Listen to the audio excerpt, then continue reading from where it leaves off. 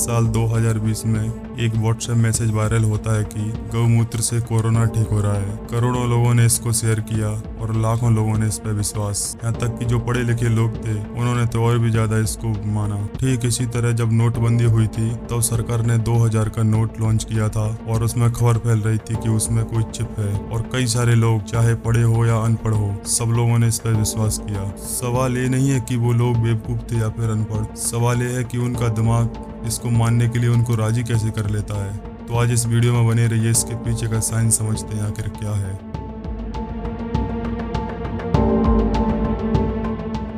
हम लोग सोचते हैं झूठ पर सिर्फ वो लोग विश्वास करते हैं जो कम पढ़े लिखे होते हैं, लेकिन रिसर्च उसका उल्टा कहती है। जितना ज्यादा कॉन्फिडेंस इंसान होता है वो ही सबसे ज्यादा मिस इन्फॉर्मेशन का शिकार होता है, क्योंकि उसका दिमाग उसे ज्यादा शॉर्टकट्स लेने के लिए मजबूर करता है। और इन्हीं शॉर्टकट्स का एक नाम और है, कॉग्निटिव बायस।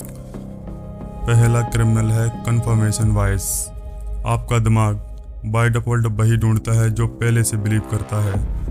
अगर आपको लगता है कि कोई पॉलिटिशियन करप्ट है तो आपको सिर्फ वही खबरें दिखेंगी जिसमें वो पॉलिटिशियन करप्ट दिखाया जा रहा हो। और अगर आपको लगता है कि एक टीम बेस्ट है तो आपको सिर्फ वही खबर देखेंगे जिसमें टीम बेस्ट दिखाई जा रही हो। ये फिल्टर आपने नहीं लगाया है, ये लगाया है आपके दिमाग ने। ठीक उसी तरह जो इंस्टाग्राम की एल्गोरिदम काम करती है। अगर आप किसी प्लेयर को पसंद करते हो तो आप उससे अच्छी अच्छी रीलें देख सकते हो, जैसे कि सबसे ज़्यादा इंडिया में चलता है विराट कोहली वर्सेस MS धोनी।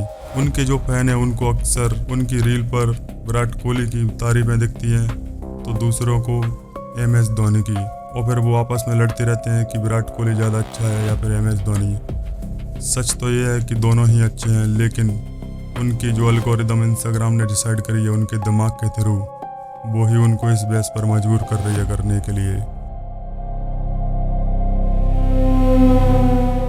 दूसरा क्रिमिनल है एलुसरी, यानी कि मोह। एक एक्सपेरिमेंट हुआ, लोगों को एक झूठ बार बार सुनाया गया। पहली बार उन्होंने उस पर विश्वास नहीं किया। जब वही झूठ उनको तीसरी बार सुनाया गया तो उनको थोड़ा सा डाउट हुआ। पांचवी बार उनको लगा शायद सच है। सातवीं बार वो आर्ग्यू करने लगे इसके लिए। सच तो है कि रेपुटेशन को ब्रेन फैमिलियरिटी समझता है और फैमिलियरिटी को सच। इसलिए प्रोपेगेंडा बार बार रिपीट होता है, इसलिए एड्स बार बार दिखते हैं। वो आपको कन्विंस नहीं कर रहे हैं बल्कि आपके दिमाग को उसे फैमिलियर कर रहे हैं। इसलिए तो कई बार झूठ बार बार सुनने पर सच लगने लगता है।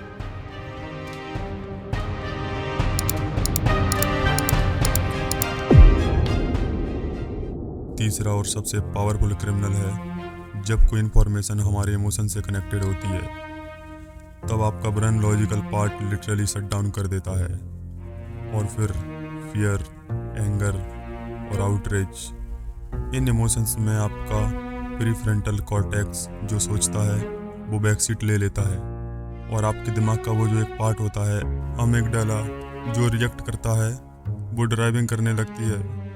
इसलिए सबसे डेंजरस मिस इन्फॉर्मेशन वो होती है जिसमें आपको गुस्सा आए या डर, क्योंकि उस मोमेंट में तुम फैक्ट चेक नहीं करते, बस शेयर कर देते हो।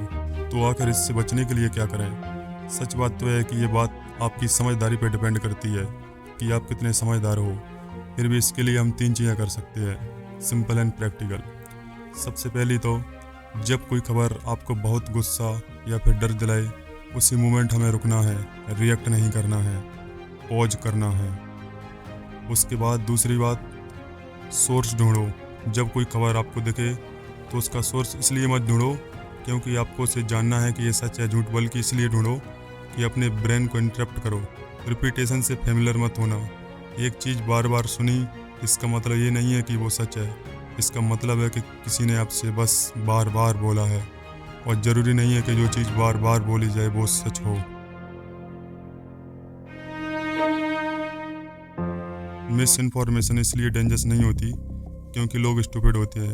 ये डेंजरस इसलिए होती है क्योंकि हमारा दिमाग एग्जैक्टली ऐसे ही काम करता है, और जब हमें पता होता है कि ट्रैप कहाँ पर है तब हमारे उसमें गिरने के चांस बहुत कम होते हैं। अगर ये वीडियो आपके किसी भी काम आती है या फिर आपको एंटरटेनिंग क्यों ना करती है तो आप इस चैनल को सब्सक्राइब करें और इसे अपने दोस्तों के साथ शेयर करें। और अगर आपको लगता है कि आप कभी मिस इन्फॉर्मेशन में नहीं फंसते तो अगली वीडियो आपके लिए ही है, जिसमें हम बात करेंगे कि एक्सपेरिमेंट की, जिसमें नॉर्मल लोगों ने सिर्फ ऑर्डर फॉलो किए और कुछ ऐसे काम किए जो उन्हें खुद यकीन नहीं आया।